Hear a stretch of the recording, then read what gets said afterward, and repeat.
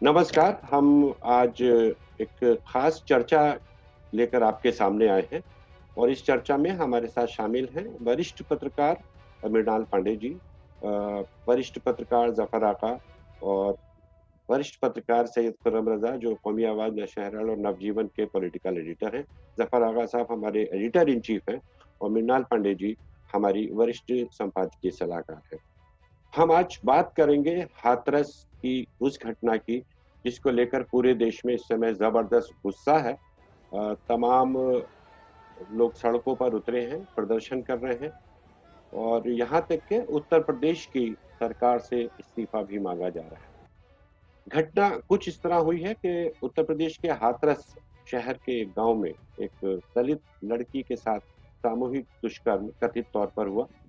उसके साथ ना सिर्फ ये कुकर्म किया गया बल्कि उसकी बेरहमी से पिटाई की गई और उसके बाद उसकी हालत इतनी खराब हुई कि मृत्यु हो गई। बात एक का एक पहलू ये है, लेकिन यहाँ से दूसरा पहलू शुरू होता है कि जब सरकार इसमें शामिल होती है। सरकार ने शामिल होते ही पहला काम ये किया कि रात के अंधेरे में उस लड़की का अंतिम संस्कार कर दिया और इस दौरान उस लड़की के परिवार को एकदम दूर रखा गया, नजरबंद करके रखा गया और या हम कहें कि कैद करके रखा गया। जिस गांव की वो लड़की रहने वाली थी उस गांव की जबरदस्त नाकेबंदी कर दी गई और आज की स्थिति ये है कि उस गांव को छावनी में या किले में तब्दील कर दिया गया है। उस गांव में अंदर जाने के सारे रास्तों पर भारी पुलिस बल तैनात है। उस गांव में जाने के लिए मीडिया पर पाबंदी थी जिसको आज कुछ देर के पहले अभी हटा लिया गया है, लेकिन उससे पहले वहां जाने की इजाजत नहीं थी। जनप्रतिनिधियों ने, देश की सर्वोच्च लोकतांत्रिक संस्था के प्रतिनिधियों ने वहां जाने की जब कोशिश की, उनको बीच रास्ते न सिर्फ रोका गया बल्कि उनके साथ धक्का मुक्की की गई, उनके साथ बदसलूकी की गई और उन पर विभिन्न धाराओं में मुकदमा दर्ज किया गया। ये दूसरी बात है। इस बीच उत्तर प्रदेश सरकार ने लीपापोती का काम भी शुरू किया। उस घटना के लिए जिम्मेदार मानते हुए दो चार पुलिस अफसरों को सस्पेंड करने के आदेश जारी किए गए। लेकिन एक बहुत ही और भी दिलचस्प कहें या एक अजीब सी बात हुई। मेरे पत्रकारीय जीवन में संभवतः यह पहली बार हुआ कि जब किसी सरकार ने अपना पक्ष रखने के लिए किसी पीआर एजेंसी को सामने रखा। पीआर एजेंसी के जरिए लोगों को यह बताया गया कि वहां उस लड़की के साथ दुष्कर्म नहीं हुआ था। ये बात हालांकि उत्तर प्रदेश सरकार के एक वरिष्ठ पुलिस अधिकारी ने भी कही, लेकिन सरकार का पक्ष रखने के लिए एक पीआर एजेंसी को सामने रखा जाता है। यानी हम इससे सीधा आभास होता है कि उत्तर प्रदेश में शासन प्रशासन कुछ कहने की स्थिति में खुद को संभवतः नहीं पा रहा है। ये है पूरा मामला। आज भी वहां स्थिति बहुत खराब है। आज भी उस गांव की नाकेबंदी है। हाथरस जाने वाले सारे रास्तों पर भारी पुलिस बल तैनात है। आज कांग्रेस के पूर्व अध्यक्ष राहुल गांधी कांग्रेस के सांसदों के साथ वहां जाना चाहते थे दोबारा, लेकिन दिल्ली से निकलने वाले रास्ते पर ही भारी पुलिस नाकेबंदी कर दी गई। ये स्थिति है। ये बताती है कि लोकतंत्र ना सिर्फ संसद में, जैसा कि पिछले दिनों हमने देखा, ना सिर्फ संसद में लोकतंत्र का गला घोटा जा रहा है बल्कि सड़क पर भी लोकतांत्रिक अधिकारों का हनन किया जा रहा है। इस पूरे मामले में तमाम मीडिया जो है उसका रवैया भी एक अजीब सा ही सामने आया है। मीडिया किसी और ही राग को अलापता जा रहा है, अलग ही सुर में है। सारे राजनीतिक दल इसका विरोध कर रहे हैं, लेकिन सत्तारूढ़ भारतीय जनता पार्टी के किसी भी नेता का इसके ऊपर कोई भी ऐसा बयान नहीं आया है जो उल्लेखनीय हो। खासतौर से बीजेपी के महिला नेताओं की तरफ से इस पर पूरी तरह खामोशी है। मैं पहली बात मृणाल जी से यही पूछना चाहता हूँ कि ये जो पूरा मामला है, एक जघन्य अपराध हुआ है, एक विभत्स घटना है जिसमें एक लड़की के साथ दुष्कर्म होता है, उसकी मृत्यु हो जाती है, उसके परिवार पर नाकेबंदी कर दी जाती है, कैद कर दिया जाता है, लेकिन एक खामोशी है सत्तारूढ़ दल की तरफ से। ये खामोशी जैसे ध्वनि का प्रदूषण होता है, वैसे ही खामोशी का भी एक प्रदूषण होता है। और इधर हम देखते हैं कि उत्तर प्रदेश में अपराध जो जो बढ़ रहे हैं, खामोशी बढ़ती जा रही है। अब खास तौर से जो जिनसे उम्मीद करती है जनता अपने चुने हुए प्रतिनिधियों से कि भाई वो हमको न्याय दिलाएंगे, ऐसा भी नहीं है कि यूपी में कोई विपक्षी सरकार है। हाथरस की 5 असेंबली सीटें हैं, पांचों के पांचों पर भाजपा के विधायक हैं। स्मृति ईरानी अमेठी की सांसद हैं जो इतनी मुखर रही हैं, और अभी तक हम सबको याद है कि 2012 में जब निर्भया कांड हुआ था, किस तरह दहाड़ती हुई वे सड़क पर उतरी थी और एम्स के सामने उन्होंने प्रधानमंत्री से लेके पूरे मंत्रिमंडल का इस्तीफा मांगा था। वो भी खामोश हैं, और अब जब बोली हैं 2-3 दिन बाद तो कह रही हैं कि ये तो कांग्रेस की कॉन्स्पिरेसी है, वो वहां जाकर के सिर्फ राजनीतिक उससे माइलेज लेना चाहती है। इससे भी अचंभे की बात ये कि यूपी वो राज्य है जहां पर इस वक्त गवर्नर यानी राज्यपाल जो एक महिला है, और महिला भी सशक्त राजनेता हैं, आनंदीबेन, जो कि गुजरात की बहुत सफल मुख्यमंत्री रह चुकी हैं, और उनकी दबंगई और उनके बोलने की प्रतिभा के सब कायल रहे, वो भी खामोश बैठी हुई। आपने ठीक कहा कि पीआर एजेंसी को हायर किया गया है, यानी कि जो लोग सत्ता में बैठे हुए हैं उनके पास कहने को कुछ है नहीं, वो हकबका गए हैं। लेकिन बात तो सही ये है कि ये जो इलाका है ये ट्रेडिशनली औरतों के लिए बहुत अनुदार रहा है। मैं अभी कुछ आंकड़े देख रही थी 2019 के, जो कि नेशनल क्राइम रिसर्च ब्यूरो के राष्ट्रीय अपराध प्रकोष्ठ के आंकड़े हैं। उसके हिसाब से 19 जून से अब तक वहां पर उसी इलाके में पश्चिमी उत्तर प्रदेश में 13 बलात्कार हो चुके हैं, और 2019 में देश में कुल 3,500 दलित महिलाओं से जो बलात्कार हुए, उसमें 1/3 बलात्कार सिर्फ 2 राज्यों से थे, राजस्थान और उत्तर प्रदेश। यही नहीं, हमारे उत्तर प्रदेश में 32,033 केसेस 2019 में कुल दर्ज किए गए, जिसमें से कि अधिकतर तो घरेलू हिंसा के थे, महिलाओं के खिलाफ। ये सिर्फ महिलाओं के अपराध की मैं बात कर रही हूँ, महिलाओं के खिलाफ। इसमें से 21.8% केसेस उन पर बलात्कारी हमलों के थे, 17.9% केस औरतों की किडनैपिंग के थे, और रेप के मामले 7.3% थे। जबकि आप और हम सब जानते हैं कि रेप बहुत अंडर रिपोर्ट होता है, क्योंकि उससे फिर जो पीड़िता है उसके ऊपर हमेशा के लिए हमारे समाज में एक धब्बा लग जाता है। यानी कुल मिला के यूपी में यह जो इलाका है ये इतना जनसंकुल है, इतनी यहाँ पर आबादी है कि जो अफ्रीकी देश है गबोन, उसके बराबर में देख रही थी कि यहाँ की इस डिस्ट्रिक्ट की कुल जनसंख्या है ये अभी 1997 में बना है। आजकल इसको मैंने नाम तो महामाया नगर रखा गया, लेकिन सब लोग हाथरस कहते हैं। तो ये अलीगढ़, आगरा और मथुरा के 3 इलाकों के कुछ तहसीलें लेकर के इसको बनाया है, और यहाँ पर हमेशा अगड़ी जातियों का वर्चस्व रहा। ये एक अचंभे की बात है कि यहाँ पर इतने ताकतवर लोग निकले हैं और इतने ताकतवर लोग यहाँ से चुने गए हैं, फिर भी सब खामोश हैं। एकमात्र आवाज नक्कार खाने में तूती की तरह से उमा भारती की सुनाई दे रही है, जो इस वक्त किसी भी ओहदे पर नहीं है, बीमार हैं, कोविड की वजह से अस्पताल में भर्ती हैं, लेकिन उनके पैरों में बेवाई फटी है क्योंकि वो खुद दलित लड़की है, वो एक मल्लाह घराने से आती हैं, इसलिए उन्होंने हाहाकार मचाया और सीधे जवाब तलब किया कि जनाब आपके राज्य में ये हो क्या रहा। दूसरी आवाज जो मैंने देख सुन करके पाया, वो लोनी के विधायक हैं नंद किशोर गुर्जर, वो भी गुर्जर जाति के हैं। वो देखते हैं कि किस तरह से अगड़ी जाति आजकल बहुत बलशाली हो गई है उत्तर प्रदेश में, खास तौर से इस इलाके। तो ये जो खामोशियां हैं ये अकारण नहीं है। जैसे कि कल डीएम ने और एसपी ने हम सबको टीवी पर कहा कि हमारे ऊपर से आदेश आएंगे, तो मुझे लगता है कि ये जो इनके ऊपर जिनके आदेश है उनके ऊपर और ऊपर से आदेश आ रहे हैं, इसीलिए ये खामोशी का वातावरण है, और ये बेहद निंदनीय है।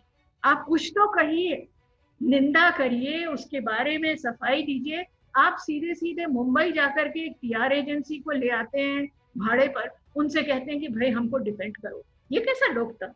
जवाब दीजिए। ये लोकतंत्र तो कतई नहीं है। कुछ तो कीजिए। जो आपने सवाल उठाया मैम, कल मुख्यमंत्री योगी आदित्यनाथ ने दोपहर में एक ट्वीट किया और कहा कि मैं माता बहनों को आश्वस्त करना चाहता हूं कि घटना के दोषियों को ऐसी सजा मिलेगी जो कि एक उदाहरण बनेगा। और क्या किया उन्होंने, शाम होते होते वहां के एसपी और डीएसपी को सस्पेंड कर दिया। लेकिन वो जिलाधिकारी जो जिसका वीडियो साहब सामने आया है, जो खुलेआम उस पीड़ित परिवार के लोगों को धमका रहा है कि सरकार की बात मान लो वरना अच्छा नहीं होगा, मीडिया आज है कल नहीं होगी, सरकार हमेशा रहेगी, उसके खिलाफ अभी तक कोई कार्रवाई नहीं की गई। आपने अगड़ी और पिछड़ी जाति की बात की, सिर्फ अपनी जाति को ध्यान में रखते हुए जो इक्का दुक्का बीजेपी नेताओं ने बोला है, वो सिर्फ अपनी जाति को या अपने कंस्टिट्यूंसी को एड्रेस करते हुए बोला। जफर साहब से मैं पूछना चाहूंगा कि ये जो उत्तर प्रदेश सरकार में बीते कुछ दिनों से लगातार हो रहा है, ये सिर्फ खालिस पॉलिटिक्स इसको माने या पूरी तरह शासन की नाकामी?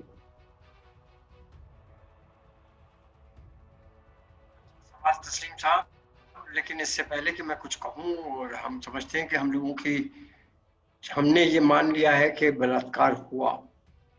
सरकार ने अभी तक ये बात नहीं मानी, बलात्कार तो हुआ ही नहीं।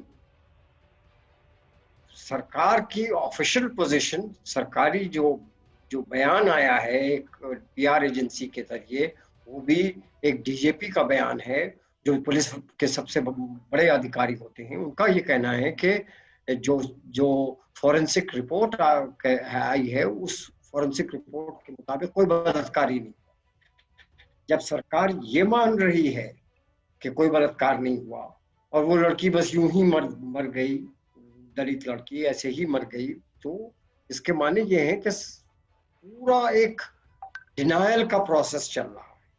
जब आप डिनायल का प्रोसेस मोड में होंगे, अच्छी बात यह है कि वहां पे न्याय का फिर सवाल ही नहीं उठता, क्योंकि न्याय तो तब की प्रक्रिया तो तब शुरू होगी जब आप ये माने कि कोई क्राइम हुआ है। एक अजीब स्थिति है उत्तर प्रदेश में, जैसा अभी मृणाल जी कह रही थी कि उन्होंने आंकड़े भी दिए कि किस तरह से महिलाओं के खिलाफ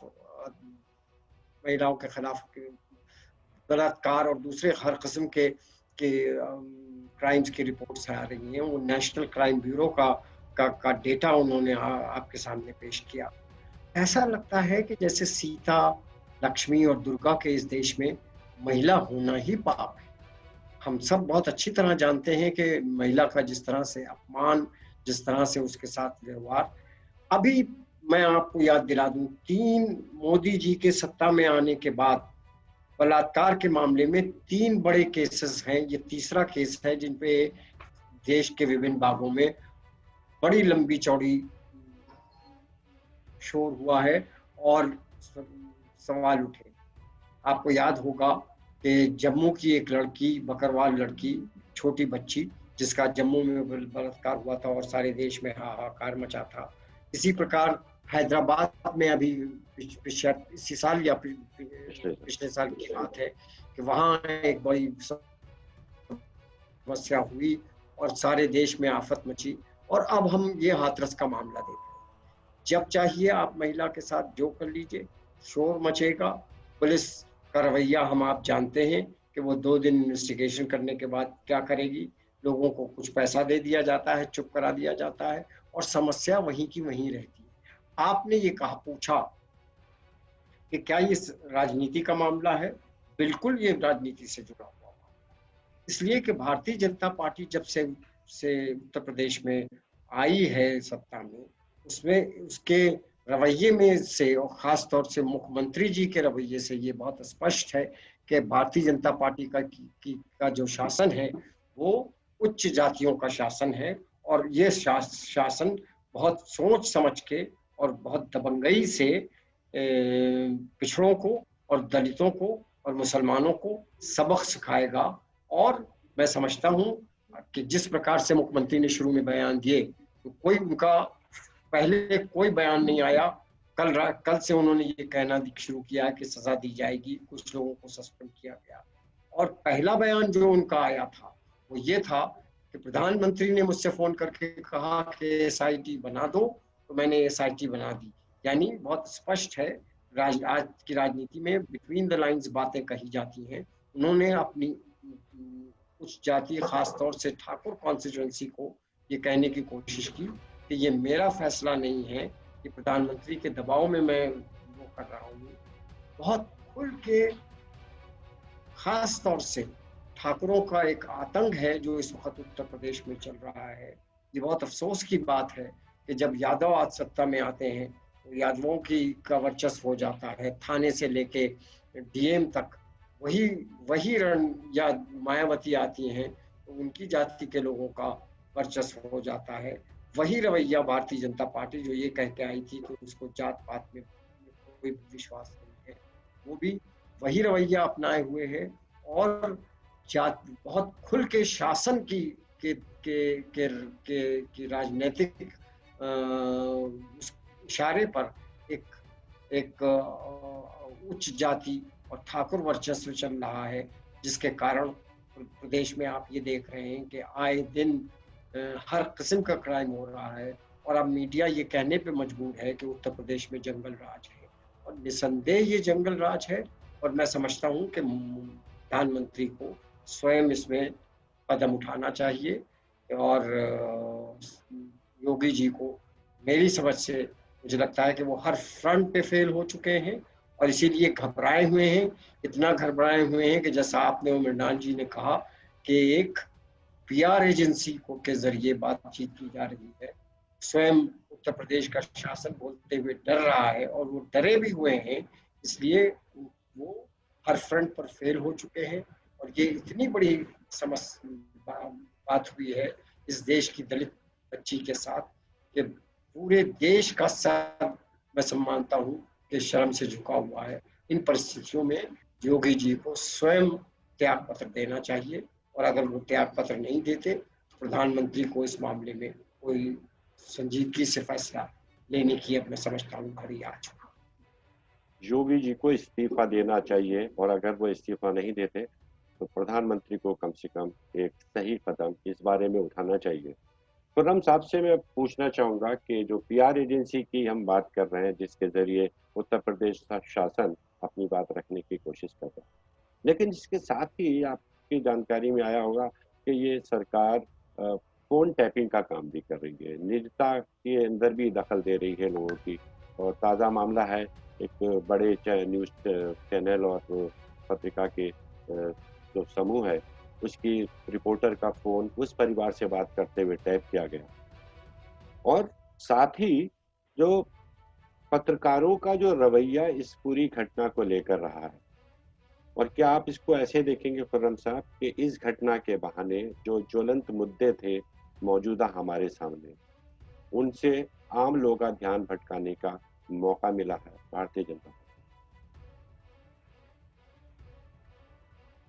आपने दो चीजें कही। एक तो ये है कि प्राइवेसी में इंटरफेरेंस की बात जो आपने कही, और जो जिस रिपोर्टर की बात हो रही है, बहुत अच्छी रिपोर्टर है तनुश्री, उसकी वीडियो का बात हो रही है। तो उसके अलावा जो उसकी फैमिली के लोग हैं, वहाँ के बच्ची के हाथरस के, उन्होंने खुद एलिगेशन लगाए कि हमारे फ़ोन टैप किए जा रहे हैं और हमारे फ़ोन जो है सर्वाइलेंस पे लगाए हुए हैं। तो ये आमतौर पे वैसे किसी भी ऐसी कंडीशंस में ऐसा गवर्नमेंट करती है, वो सारी चीज़ें करती है, उसको इन्फॉर्मेशन चाहिए होती है। मगर रेप के केसेस में और इस तरह के मामलों में अगर हमारी एजेंसी इस तरह काम करेंगी तो उस पर सवाल खड़े होते हैं। रहा जो दूसरी बात आपने कही है कि ज्वलंत मुद्दों से ध्यान हटाने की बात है, तो नो डाउट पिछले 15-20 दिन से लगातार जिस तरह हम कंगना और सुशांत सिंह और इन सब के किस्से सुन रहे थे, टीवी देखने को दिल नहीं चाह रहा था।